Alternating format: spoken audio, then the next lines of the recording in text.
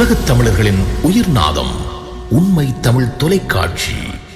தமிழீழ விடுதலை புலிகளால் முன்னாள் ஜனாதிபதி மஹிந்த ராஜபக்ஷவிற்கு ஒருபோதும் எதுவிதமான அச்சுறுத்தலும் இல்லை என்று ஃபீல்ட் மார்ஷல் சரத் பொன்சேகா தெரிவித்துள்ளார். இது தொடர்பில் ஊடகங்களுக்கு விளக்கம் அளிக்கும் வகையில் கொழும்பில் செவ்வாய்க்கிழமை மாலை செய்தியாளர் சந்திப்பொன்றை நடத்தியிருந்தார். அப்போது அவர் கூறுகையில், மஹிந்த ராஜபக்ஷவின் மீது புலிகளுக்கு எந்த ஒரு வைராக்கியமும் இல்லை. போரிடம் பெற்ற தருணத்திலும் அவருக்கு எந்தவிதமான அச்சுறுத்தலும் இருக்கவில்லை. மஹிந்த ராஜபக்ஷ மீது குண்டு தாக்குதலை நடத்தவோ அல்லது வேறு விதமான தாக்குதலை நடத்தவில்லை.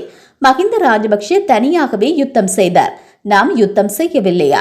யுத்தத்திற்கு தலைமை தாங்கிய ராணுவ தளபதியான எனது முழுமையான பாதுகாப்பை 2010ஆம் ஆண்டு ஜனாதிபதி தேர்தல் பெறுபேறு வெளியாவதற்கு முன்னரே நீக்கினார். அப்போது எனக்கு அச்சுறுத்தல் இருக்கவில்லையா?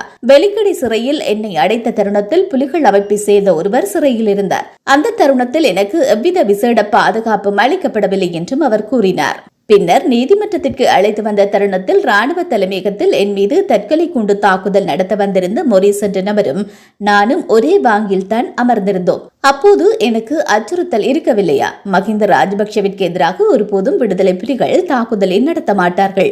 மஹிந்த ராஜபக்ஷ பிரபாகரனுடன் சமாதான பேச்சுக்களை நடத்தி யுத்தத்தை நிறைவுக்கு கொண்டு வருவதாகவே ஆட்சிக்கு வந்தார். போர் முடிவதற்கு 3 மாதங்கள் இருந்த தருணத்தில் போர் நிறுத்தம் ஒன்றையும் அறிவித்தார். பிரபாகரன் உள்ளிட்ட தலைவர்கள் தப்பித்து செல்லவே அவர் அந்த நடவடிக்கையை எடுத்திருந்தார்.